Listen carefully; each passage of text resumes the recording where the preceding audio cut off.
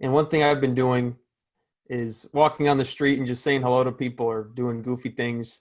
And something I see you do on Facebook, which has been interesting to me, is you'll post like, "Hey, what's everybody's favorite food?" Or Yeah, you just kind of put out some positivity there. And yeah, I took that as you just raising the vibration of totally. All the time if I their can. life. You know, I either Yeah. if you notice, I'm not that difficult to figure out. I'm either making jokes at things that are ironic.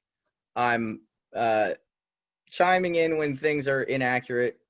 If people tag me into, like people tag me into the race thing right now because I mean, I even have it on the front of my Facebook page that eugenics, look it up.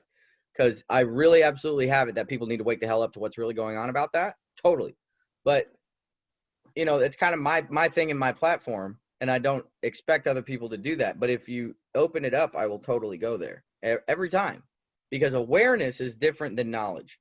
Awareness is something that will wake people up to a greater conversation. Knowledge is a fact that makes no difference. Wisdom and knowledge have always been distinct. So encouraging people to be wise, encouraging people to love themselves, encouraging people to think about life in a different way than they ever have. All of that will foster a particular elevation of people's consciousness and awareness. Arguing over semantical fact has kept us where we are now and has Mm. led to the murder of billions of people. So we could do less to know, we could do more to know less and actually run after wisdom instead of knowledge.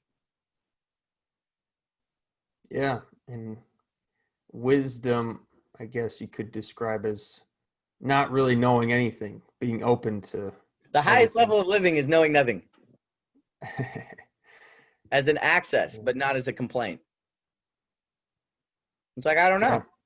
Well, why is that happening? I don't know. Let's figure that out. Or not. Yeah. Knowing it or not is irrelevant to our happiness a lot of the time. It's like, how are you treating people? How are you treating yourself, your body, your mind? And yeah, Yep. raising the vibes. So I ask questions that elicit particular responses to shift people's thinking into, well, what was your favorite kind of part of the day? I asked that because my wife asked me, I came home and she was like, babe, what was your best part of the day? And I was in a bad mood when she asked me that. And I was like, best part of my day. And I thought about it and I was like, oh, well, this and this and this and this and this and this and this and this and this and this. Because when we're focused on what's not working, we're not available to be even aware to all of the beautiful things that are happening around us. As our eyes and our sight goes wherever our eyes go. So if we're focused on the disenfranchisement, and if we're focused on getting screwed over, and if we're focused on the people that are wrong, and we're focused on the stuff that's not happening, that's going to take all of our time, effort, and energy. And what will always be the result is discontent, and eventually violence. If you look throughout life, it's always been the case.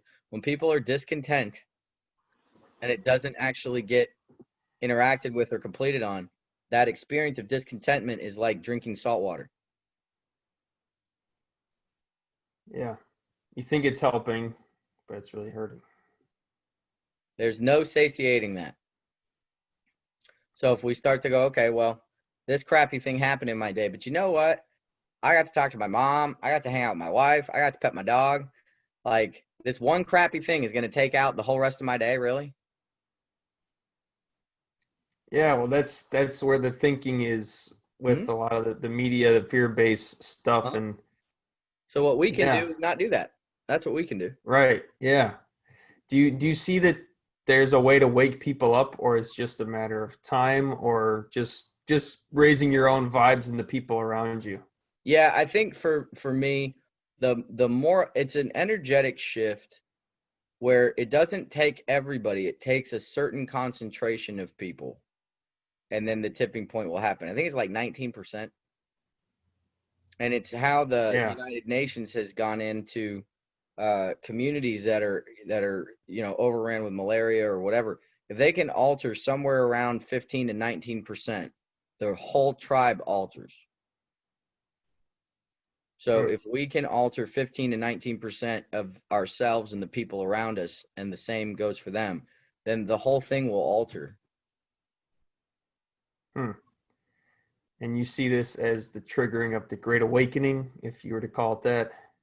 We've had many great awakenings throughout time. I mean, frankly, I would almost kill to have a time machine to go back to old Egypt, not the new kingdom, but the old kingdom and the matriarchal society that they had. I would love to see how that worked.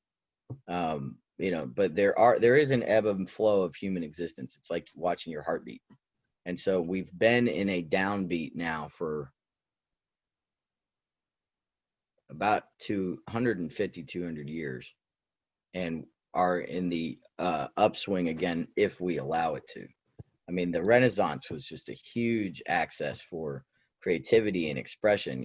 There's about every 150, 200 years, there's a lot of catastrophic stuff that's happening, but then there's this all other side of it that comes with it. So if we allow the time of pause, so to speak, to be a time of reflection and edification for ourselves, I think that there really is I think the upset is being driven up so that compassion and harmony can show itself finally.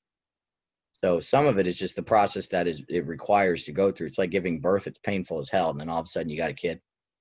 So I think right now we're going through the birthing pains of a new era for humanity.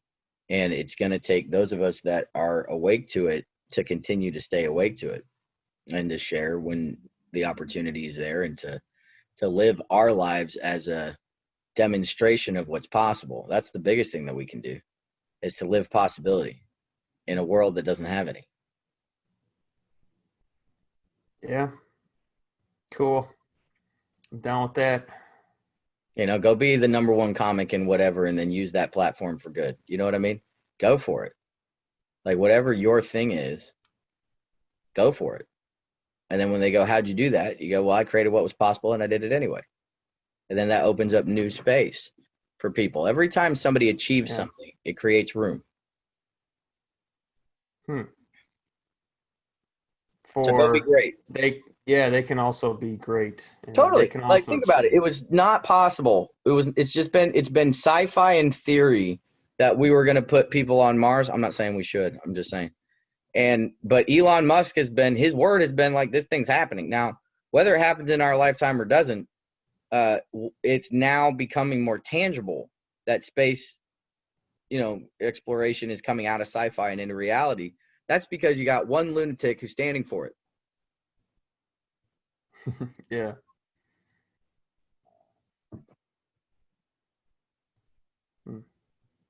So go be a lunatic and stand for something.